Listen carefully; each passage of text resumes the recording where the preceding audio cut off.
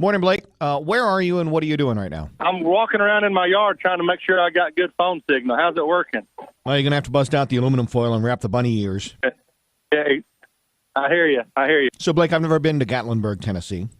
I want to go once COVID is up. All red, the line to get in is pretty long. Do you think I could just walk up and say, hey, I know a guy? Man, I would be honored if you guys would go there. I'd send you some tequila shots if you can get in over there. I haven't been there since we did our grand opening. I went to Gatlinburg. It would have been New Year's 2 years ago, I think, and it was just before ORED opened. And I took Gwen and a bunch of us went. We went to Dollywood. We did all the stuff, and then I came back in the spring and we did the grand opening for the ORED, and then as you guys know, the crap hit the fan and haven't got to go anywhere since then. Anakista's big in Gatlinburg. You and Gwen have been there a couple of times. To say we love it, the kids loved it. For me, I did the zip line, and I'm certain after that, there's no chance of me ever having children.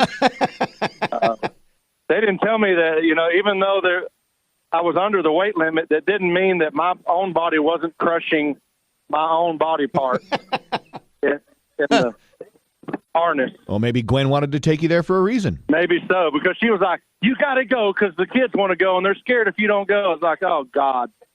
Okay. How's your mullet game, Blake? I mean, you said last year you were going to grow it out. Well, I did it right up until it was time to film The Voice again, and I thought, you know what? There are chapters in each person's life, and I closed the mullet chapter about 20 years ago, and do I really want to reopen this? Because it's one thing to look like Morgan Wallen, to be a good-looking, in-shape guy, and it's another thing if you're just a fat guy with a mullet. You know what I mean? So I was like, no, I'm cutting it off. I don't want to be that guy. I can't do it. I think you had yours first before Morgan Wallen. On a scale of 1 to 10, what do you think Morgan's mullet is like? It's pretty weak. It's kind of his mullet's kind of like a bob haircut, I want to see it get down to about the middle of his back, like me and Tracy Lawrence, and there was a bunch of us. Toby Keith even had some kind of a weird mullet back then. I want to see some length on that thing, Well, I mean, you're not wrong. Toby did have some pretty decent curls going back in the day. Yeah, what an idiot. Okay. Season 20 of The Voice kicks off in March. Now, we only see a little bit of the blind auditions. How long are those days? Well, when we're taping the show, which would be those are the blind auditions, the battle rounds, and the knockout rounds. Those are super long days. Those are get there at 8 a.m. and leave at midnight sometimes if that's what it's got to be. But the live show days they're the greatest. I mean you roll in and mix a drink, change your clothes, and go sit in the chair and get to listen to. It's basically a concert for 4 people. And a what? A concert? What's that like?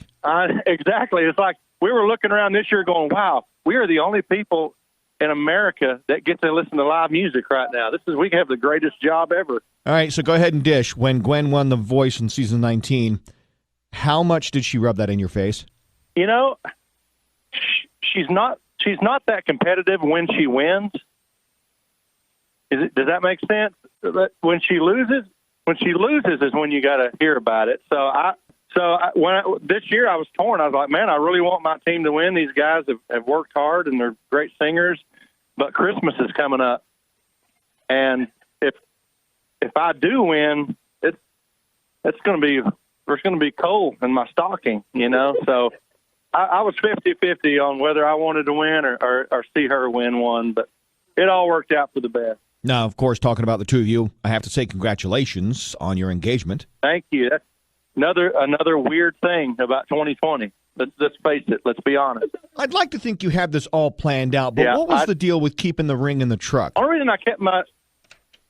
reason I put that in my truck is because there was one day we were here, and I thought it was going to be the day because I had a certain place I wanted to be, but I didn't want it to be my idea to go there. I wanted it to be hers. That way, it's not me saying, "Hey, let's go." I wanted it to be her idea.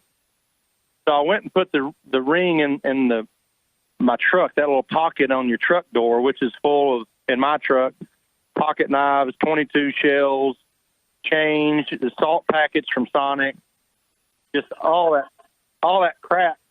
And I rode around with it in there for about 3 days. And every time I got in and out of the truck, I thought, man, if that thing falls out and somebody that finds it's going to have a really good year. So I was nervous as hell, but I didn't lose it, thank God, and it all worked out.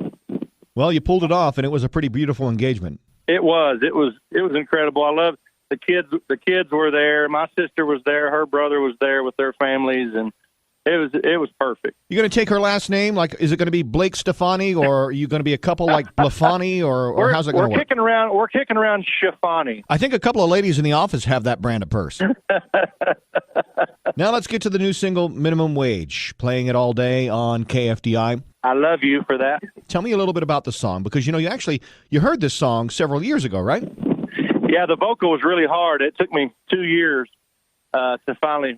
No, I'm kidding. Last year I decided or actually back it up 2 years ago. I was like, man, I want to make some music with Gwen, and because this is just what a wasted opportunity if we don't do that. And so that's when we decided I'm putting out these 2 duets back to back. It is what it is. And so that was all last year. Next thing you know, by the time you release a song, it goes up the chart, it goes back down the chart. You guys know how it works. It takes a while. Yeah. And when it was time to, well, what's next? It's like, oh yeah, let's go with Minimum Wage. Let's remind people that I can still sing by myself sometimes too. We ended up going with it, and at the end of the day, the song is lyrically very similar to Happy Anywhere. Really, it's just basically a song about no matter what you have or where you are, as long as you got love, that's all you need in life at the end of the day. And I'm really super proud of the song, and I think it's got an awesome message. And also, selfishly, I'm glad to have an up-tempo song that I can play in my shows now. When you performed this a couple of weeks ago, did you know it was going to have the reaction that some people had? Well, I'm sure you're talking about there was we had a little bit of blowback, and I'm learning now that no matter what move I make, no matter what I do, that there's going to be people out there that are hiding in the bushes that no matter what you do or say, they're going to find something offensive about it. And I don't even like to acknowledge them because there's a handful of people on Twitter, but I would challenge it, since you're playing the song today, I would challenge people to find, if you can find something offensive in this love song, then I just have to agree to disagree with you. It's, we all come from where we come from. I came from hard times and nothing, and I've worked for minimum wage for the good part of my life, and then even after that for less than minimum wage.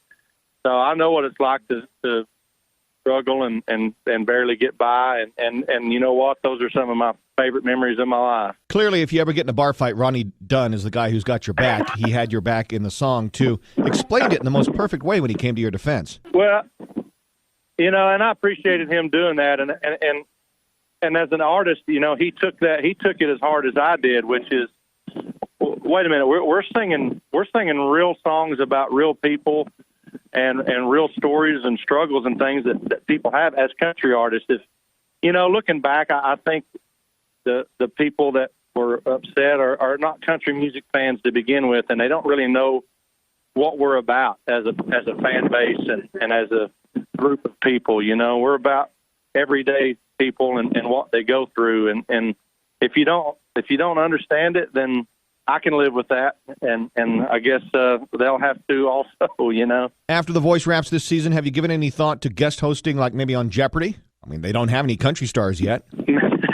You know what? If I can host it like Will Ferrell did on Saturday Night Live, now that would be blast. That would be fun. Good to talk to you, Blake. Your new song, Minimum Wage, playing it a lot today on KFDI. Appreciate you taking a few minutes just to chat from your yard. Absolutely. I appreciate you guys taking time for me. You're funny. We'll see you later. See you.